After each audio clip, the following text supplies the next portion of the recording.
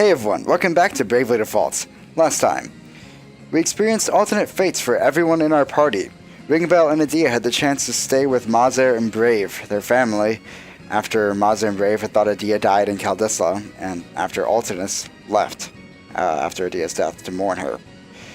Tiz had the chance to stay with his brother Till, who, in our world, died in Caldisla, but here he survived instead of Tiz. Agnes, in this world, died, but Olivia lived, and so our Agnes had the chance to stay with her.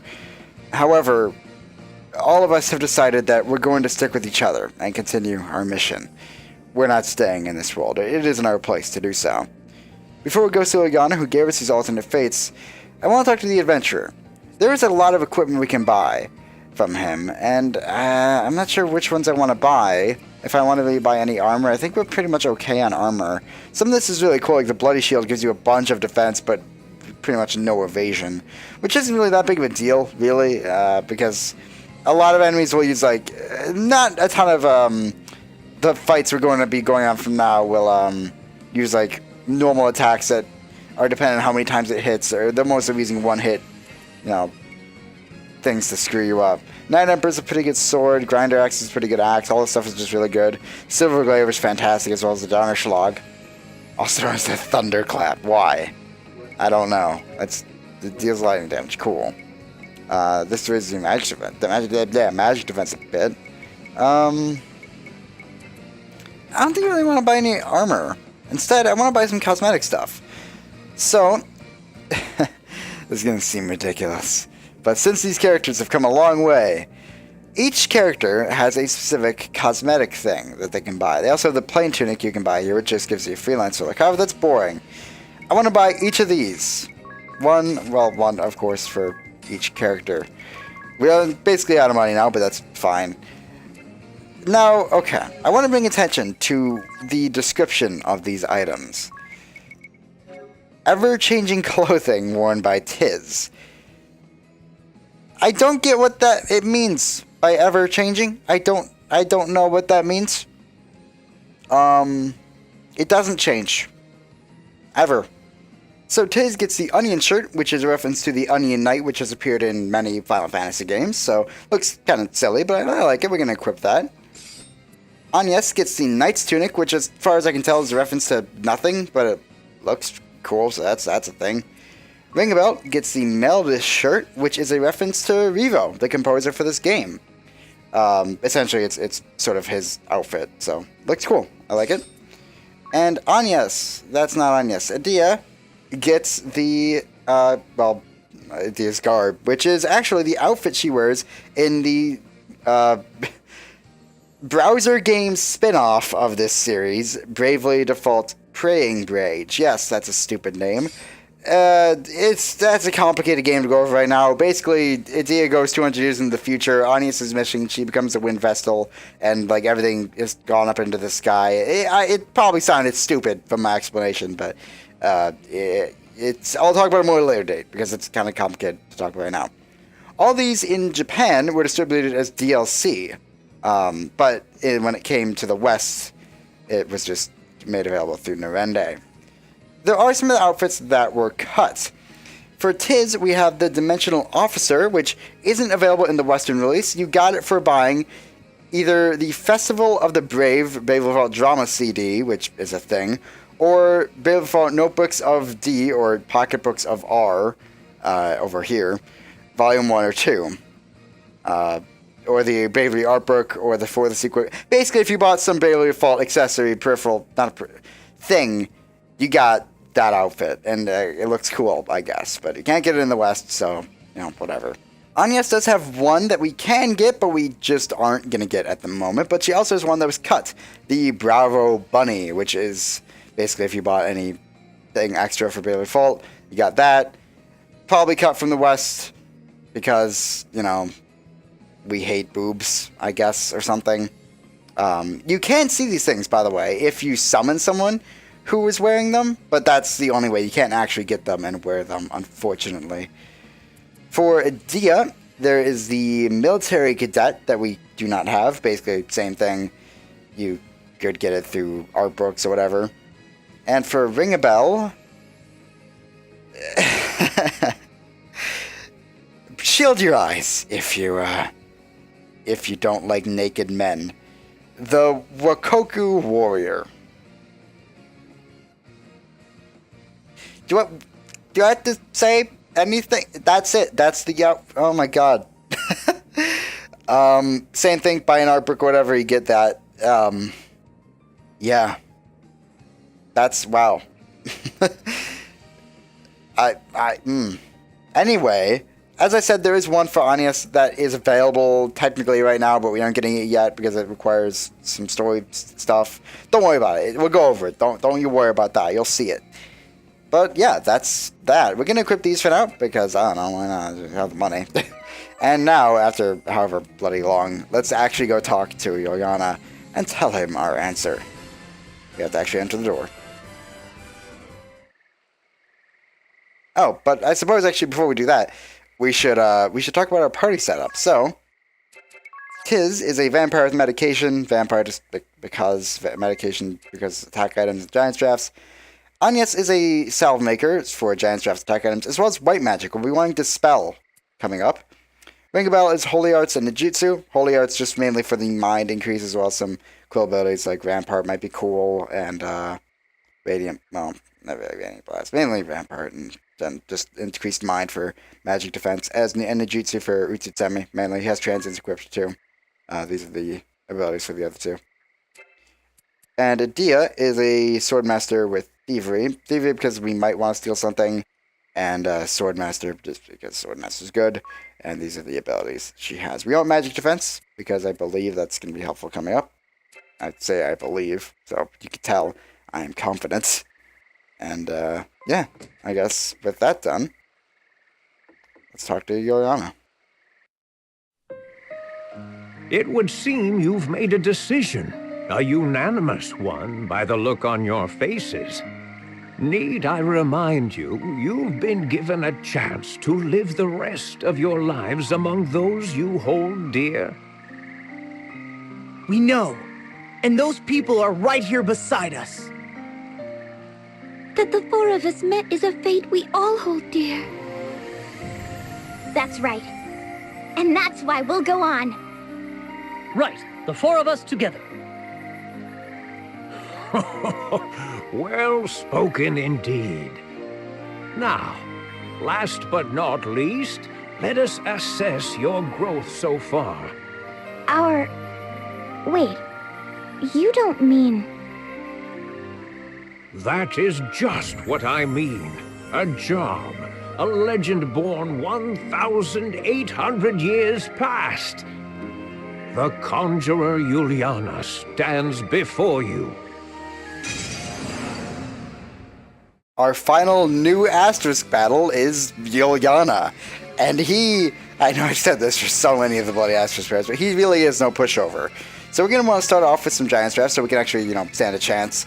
He has conjuration magic, which is similar to summoning magic, but instead of attacking, it is support. So, for using Gerda Blulu, he'll raise his defense. Hrelsvalga will raise his speed. Zeusudra Sin will raise his magic defense. Promethean Fire will raise his physical attack. Deus Ex will raise his magic attack. And Susanoo will raise his crit rate to 500%. Yeah, he can be pretty tough.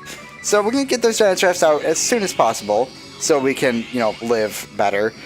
Those all pair. He has a use for every single one of those buffs, by the way, and you can see just how much damage that meteor did. Meteor is not elemental magic damage. That's why I wanted some magic defense going on. In fact, I'm probably gonna go and use White Wind now, just so we don't die, and you can go ahead and use that. The reason we wanted to dispel is because we can dispel those buffs he will give himself, so that would be nice. Just keep marking, because did he have anything to steal? I was not paying attention. I was too busy explaining the fight.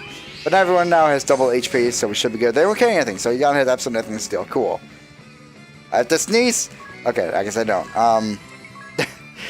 What was that fucking... Okay, Yulyana's abilities. So, we already saw Meteor, now elemental magic damage to the whole party. Very, very rough, but not too bad if you are sort of prepared for it. But he also has Amp Strike, which is an incredibly powerful physical attack. So we're going to get some ramparts out, because I don't feel like dealing with that. You can just go ahead and actually use Know That Enemy. And actually I don't really need a rampart. Go ahead and use Kairai. And hopefully he'll use something like Amp Strike or something. And attack. And be able to get a massive counter off on him. Maybe not, I don't know. It's a risk, but... Meteor... Well, that might work anyway, because it's technically an attack. It's not a physical attack, though, so it doesn't count. I mean, yes, it's technically an attack, duh, but... I'm gonna risk it again. I feel like he's gonna do it. He's gonna do Amp Strike this turn, because he hasn't done it yet, I don't think. He might not. I have literally no evidence to back up my claim here, but I want him to use it. Nope. He's raising his physical attack. Okay, that's fine though, because we can just dispel that. I would suggest doing that as soon as possible, not only because then he won't be as strong, and you obviously don't want him to be super powerful, but because it makes him basically waste a turn to recast it later. So, I'm going to likely just get some HP back, because I don't feel like he's in White Wind or anything. He has to recast it later because, you know, he wants those buffs, obviously. Now you do it. Well, at least we had a counter, I guess, but it would be nice if we had Know That Enemy, but whatever, it's fine, I guess.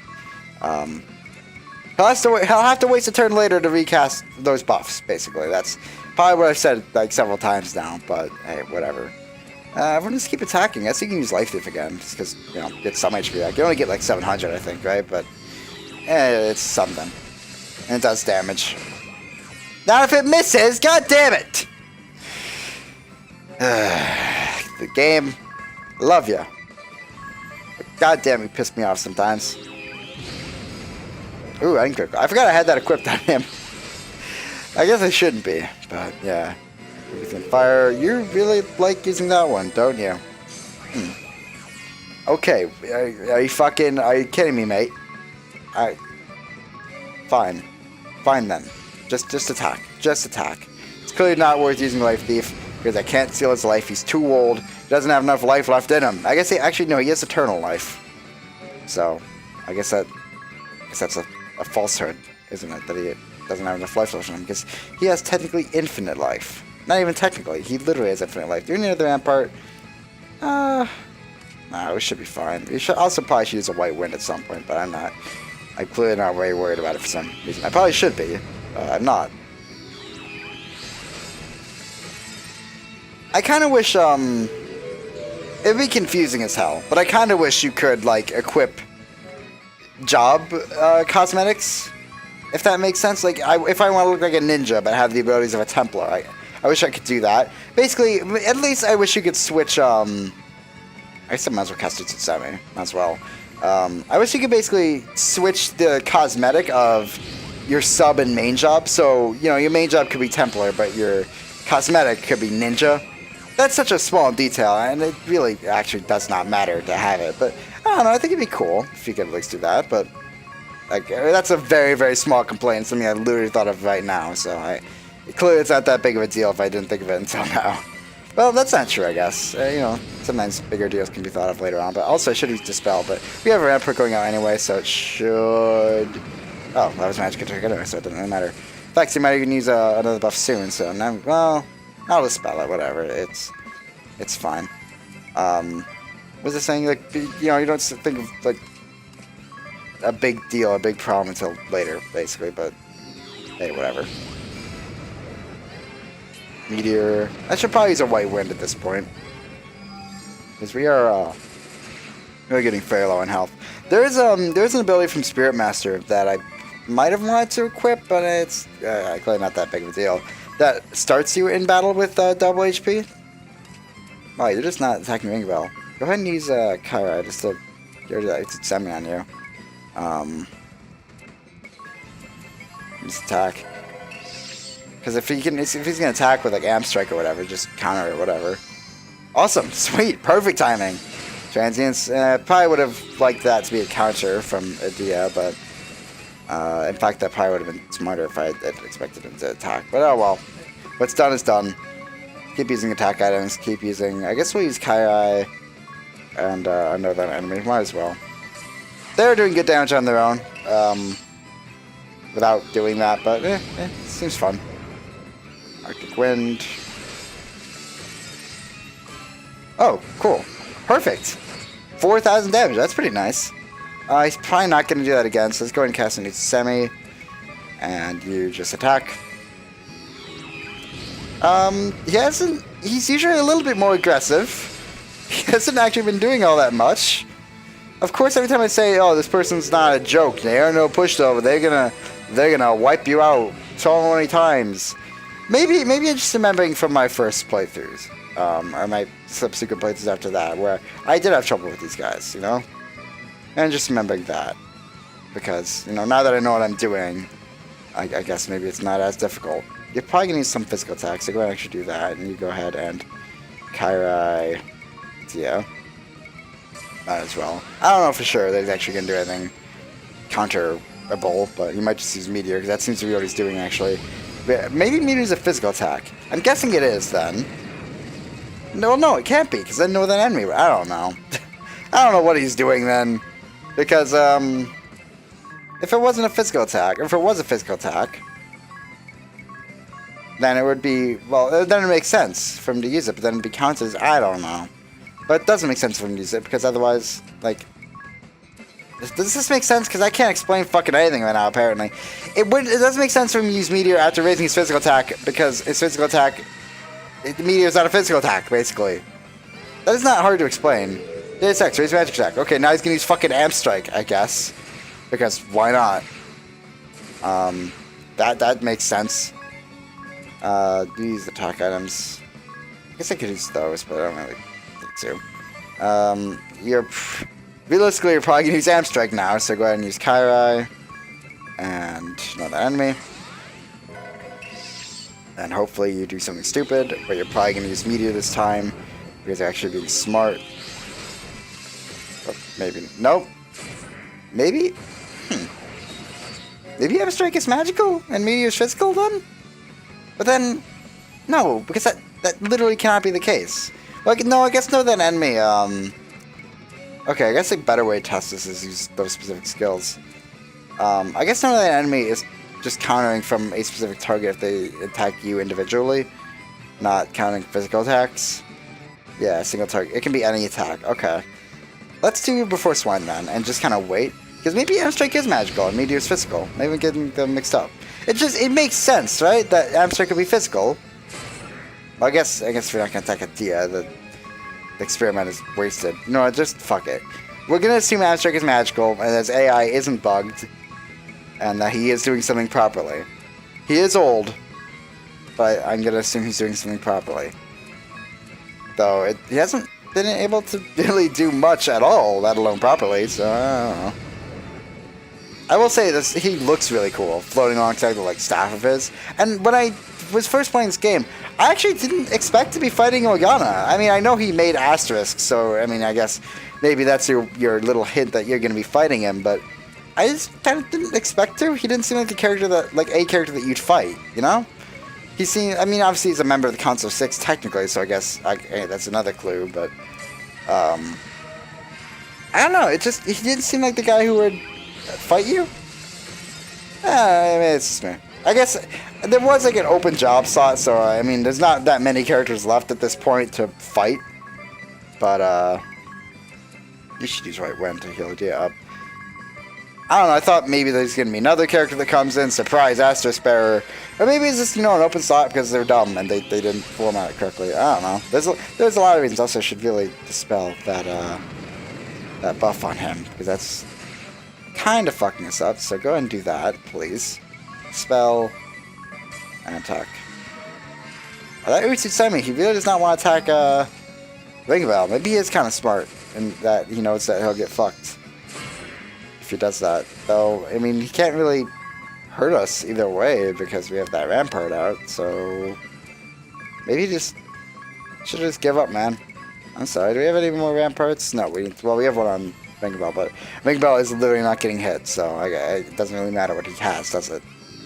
So we'll just keep spamming attack items, and I'm just gonna speed this up. Base X, magic attack, okay. That's not that bad. We can just dispel that mainly. Dispel is such a ridiculous ability. You can just Buffs are what make a boss difficult sometimes, and now you just get rid of it, because, you know, whatever. Makes this boss... There was another boss that made trivial. Who was it? Giga Slitch. Giga Slitch isn't like that difficult either way, though.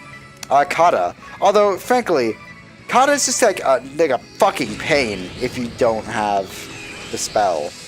It's not even fair. It's just stupid and annoying to fight. So in that case, I would say like it doesn't break the fight. It just makes it bearable. So you still have your semi-ring belt. Jesus Christ! How? How has Yulyana not attacked you with anything yet? How has he just hated everyone else so much that he's just gone for them? How many times am I gonna have to use the spell? I'm glad that multitask came in handy. Sometimes it just... I've had playthroughs of this game where I like get multitask as soon as possible because it's actually a really cool ability. And it's just like it never kicks in, ever. I don't know the percentage for it, but maybe my luck's just really fucking shit. That's absolutely possible. Can I use seconds, please? Thank you. I guess use Radiant Blast? I don't know. I want to have enough to use Rampart if need be, but... I don't really have a ton else. Did I run away as a Dia? Why? Why did I do that? You can't run from boss fights anyway, but... I think it did less damage than just standard attacks, so we won't be doing that again. Why are you on run? Why? Okay, whatever. Whatever. How much HP do you have, man, also?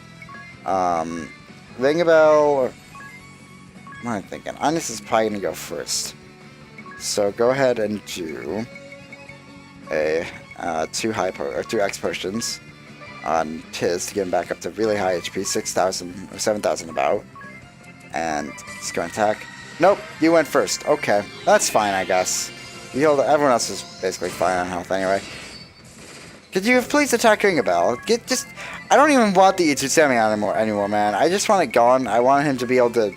Well, I guess I want to use it again. I don't even know. I was going to say replace it with something else, but there's literally nothing to replace it with, so I don't know what I was going to say there. But, I don't know. It's bothering me that it's been there for so long, I guess. I'm stupid.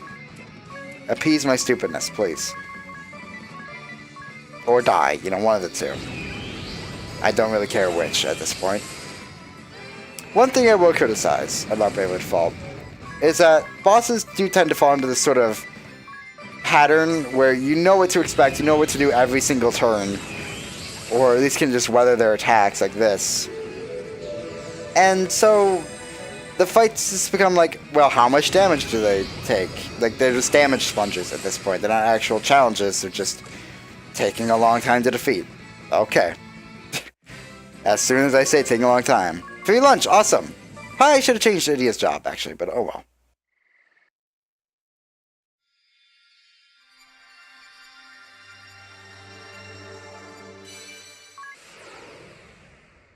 And, of course, the Conjurer asterisk. So, as I mentioned, Conjurer uses basically the same summoning abilities to increase their stats opposed to dealing damage.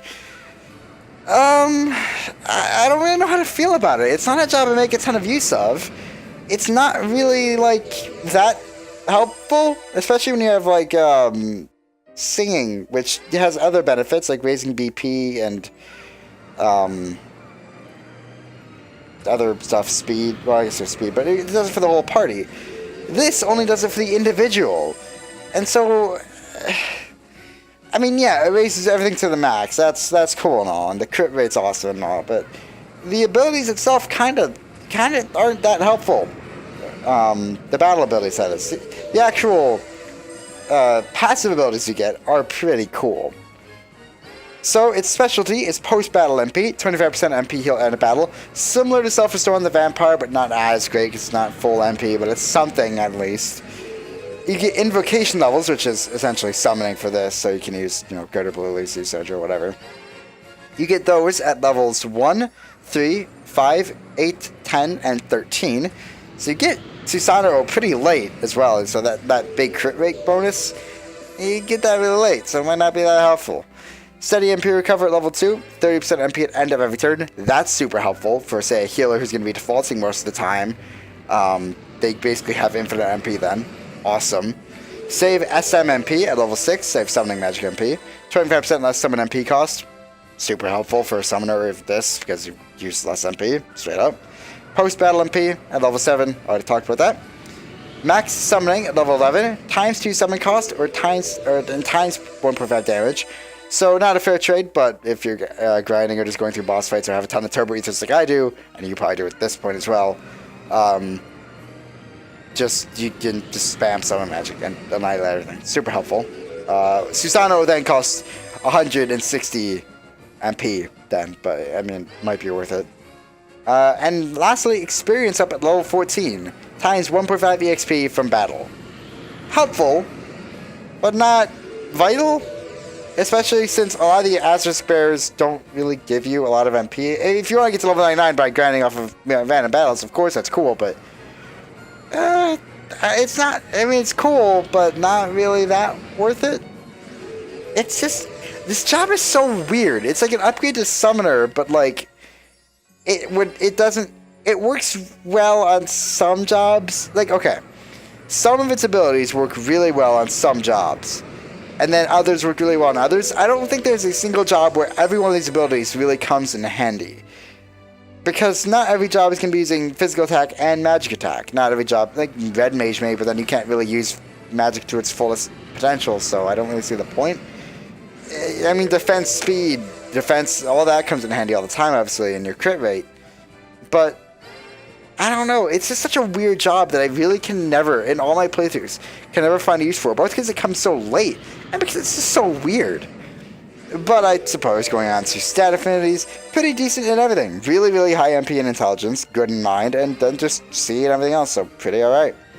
Great armor through and everything, pretty much everything is A. No S's, but everything's A. And no armor too. So, good at doing pretty much anything. It's kind of like Freelancer, though, if this is your main job, it's kind of cool. Because you can equip anything, you can do anything, and then have whatever sub-job you want as well. So, I mean, again, it's just such a weird job. I'll try and use it, maybe I'll find some great use in it, but it's definitely not my favorite, I will say that much. It's just never something I could find much use for. Such great power. You have grown strong in such a short time, Agnes. And you, Sage, you're quite formidable for a man of your age. Yes, well, 1900 years is a rather long span. Now, I must ask, what shall we do about the memories of those you encountered in the ordeals I prepared? I can leave them with the memories of your meeting intact, or I can wipe them from their minds. I would ask that you leave them intact then. Even chance meetings over in a moment can provide a spark to keep a person going. I leave it to time to claim what memories it will. That works for you too? Fine by me. Very well, then. It shall be as you wish. Now, it's near time we parted ways. I leave the fate of the world in your hands. Sage! Do not look so sad, child. I simply go to see to a little meeting I've avoided overlong. Truly, truly overlong. Now, farewell.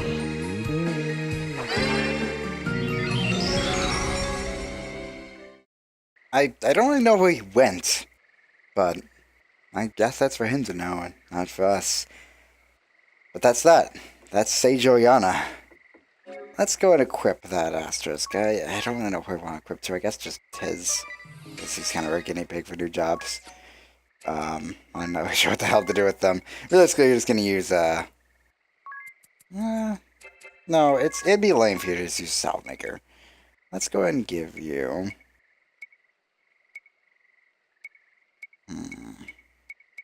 What do I want to give you? Vampirism. That might be cool, because Vampirism has a variety of stuff. Maybe this job is supposed to pair really well with vampirism. I don't know. Fuck it. Let's try it. Whatever. Also get some quill bellies. We should change Adia's job as well to something else. I don't know what. How about night? Sure. Just go for it. Whatever. And you can equip the Bloodblade. And yeah. If you're gonna be that, then you're probably gonna be using a lot of physical attacks. I'm gonna equip the Claymore. Actually, go equip the Runeblade. Raise the magic attack a bit too. Okay. I never mentioned how you started the side quest, by the way. You started by awakening 3 of the 4 crystals and then going to see Yulyana. You don't have to awaken the 4th crystal before doing it, but I chose to do so. And of course, since all 4 crystals are awakened, the Holy Pillar has appeared again. Alternus shouldn't appear to stop us. In fact, no one should, so we should be able to try this again unopposed. And, well, let's really hope it works this time.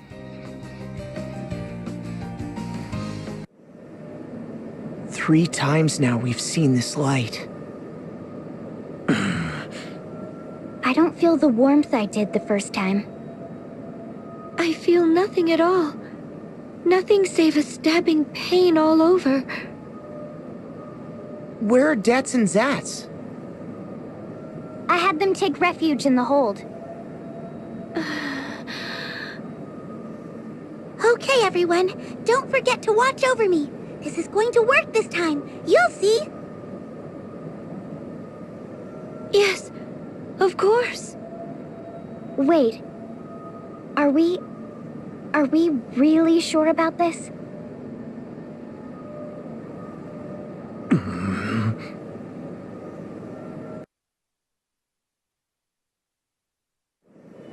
Oh, wondrous and beautiful first flight!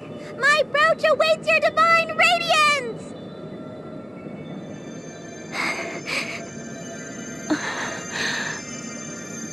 Ring a bell. Ring a bell! Why? Let's keep watch. What? We should watch over Aerie. Right. Alternus Dim shouldn't appear in this world. But let's not let our guard down.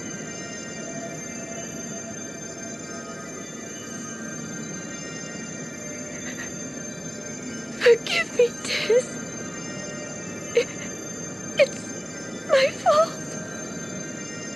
Because of me and the Holy Pillar, your village, time and time again. We do this to vanquish our foe. Our true enemy. The source of the great darkness. How much longer must we suffer this sadness? Just a little longer, until that pattern heralds the beginning. For now, we'll grit our teeth and bear it. Together. Until it's done. And beyond that, we'll make amends together still. For now, we'll join Agnes on whatever path she believes in.